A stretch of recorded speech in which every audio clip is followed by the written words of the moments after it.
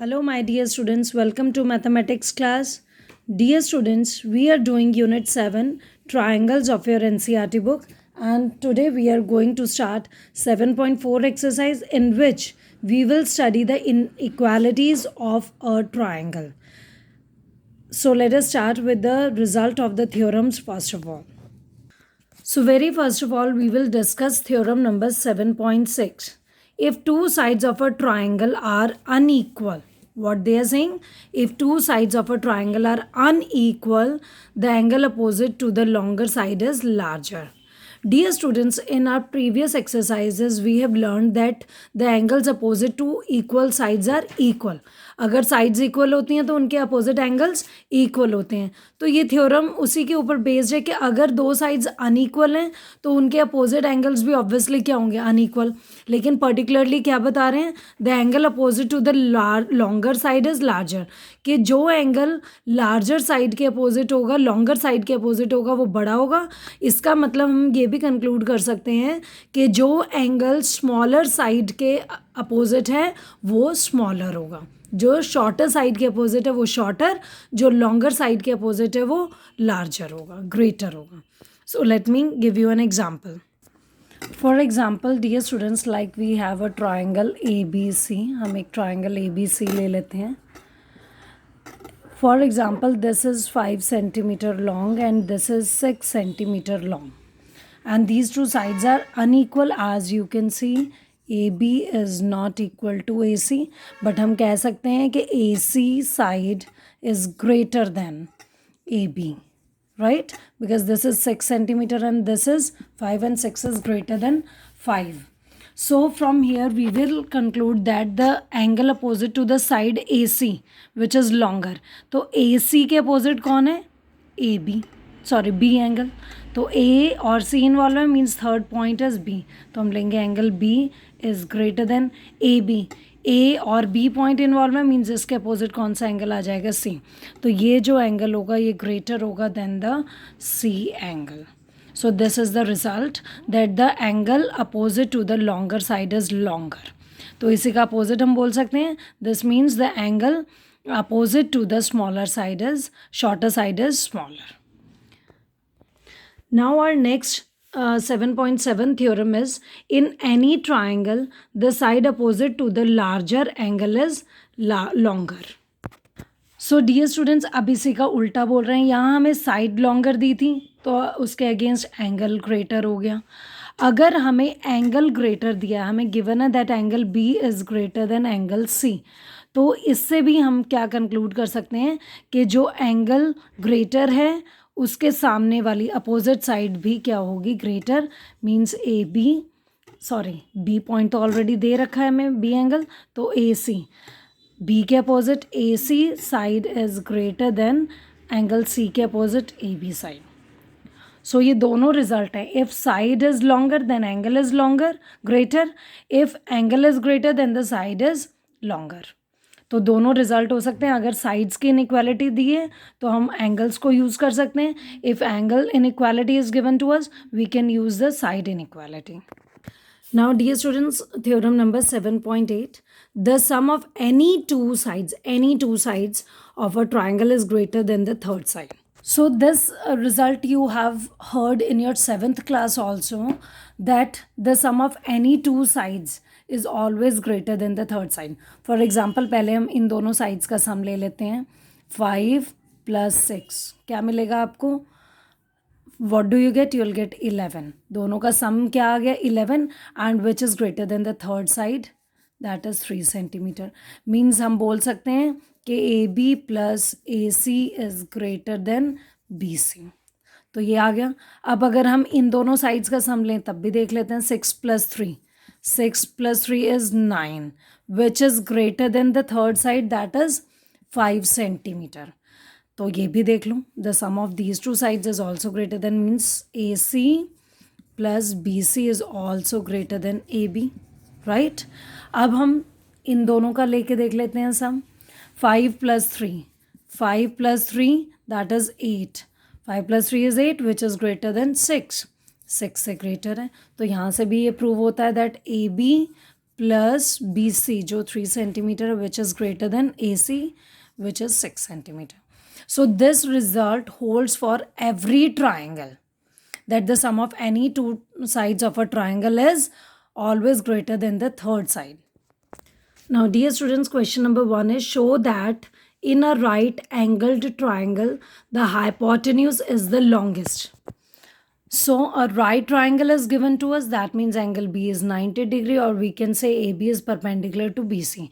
What we have to prove, that hypotenuse is the longest side, and you know that the side opposite to the right angle is hypotenuse. That means AC is longest. This is what we have to prove. So dear students, so how do we prove? So longest means हमें compare करना है. Compare के लिए हमने अभी पीछे पढ़ा है the side opposite to the longer, the angle opposite to the longer side is longer and shorter to shorter. Similarly the side opposite to the longer side is longer. तो हम क्या करते हैं, दो स्टैंडिंग लाइंस को हम compare कर लेते हैं ए बी और ए सी को.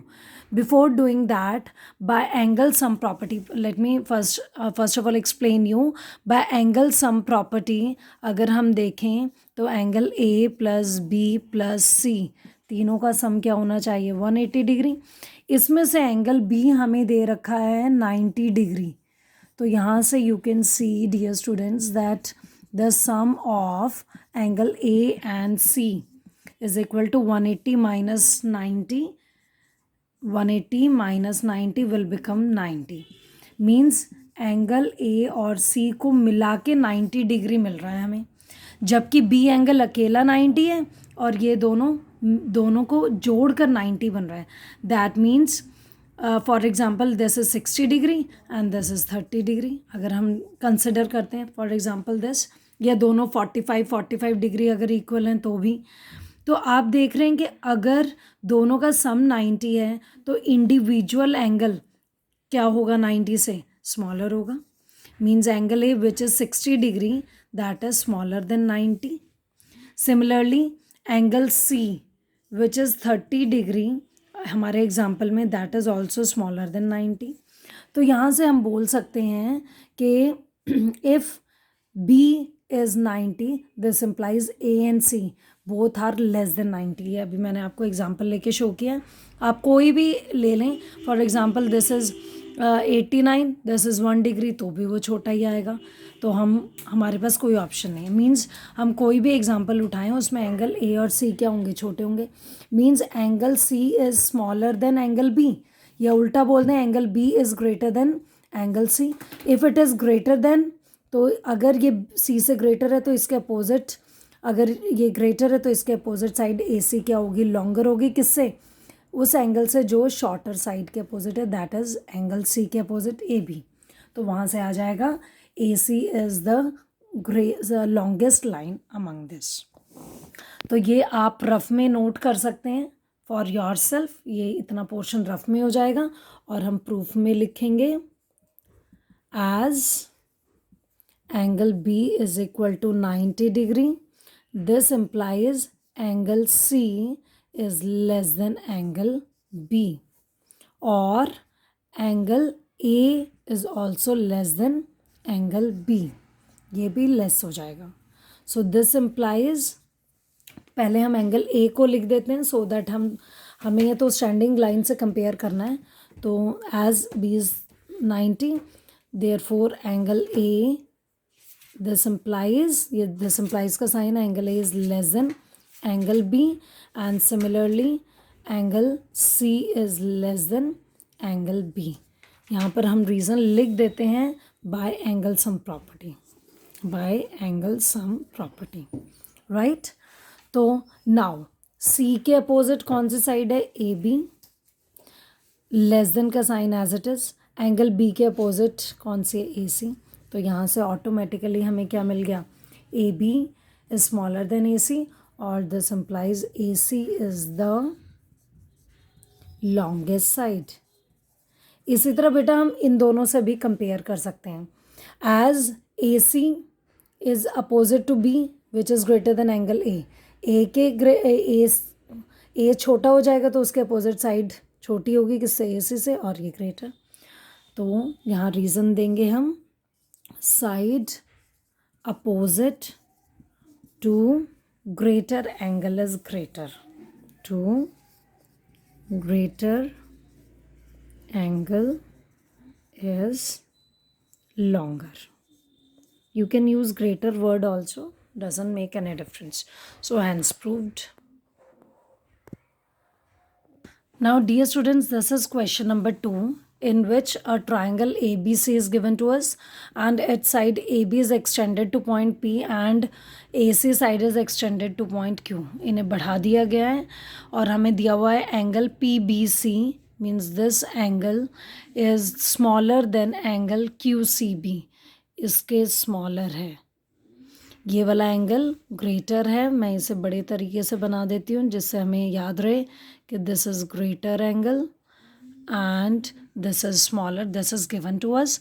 और हमें प्रूव करना है AC इज़ ग्रेटर, AC हमें प्रूव करना है ग्रेटर साइड देन AB. तो डियर स्टूडेंट्स, AC को ग्रेटर AB से करने के लिए तो AC के अपोजिट वाला एंगल, मीन्स अगर मैं ये वाला एंगल ग्रेटर दिखा दूँ इस एंगल से, तो अगर ये ग्रेटर होगा तो इसके अपोजिट साइड भी ग्रेटर आ जाएगी. Means we have to make this target कि हमारा ये वाला एंगल हमें ग्रेटर दिखाना है किससे, इस एंगल से, right. This is given to us and this is to be proved greater than this, क्योंकि इससे इसके अपोजिट साइड हमें मिल जाएगी ग्रेटर.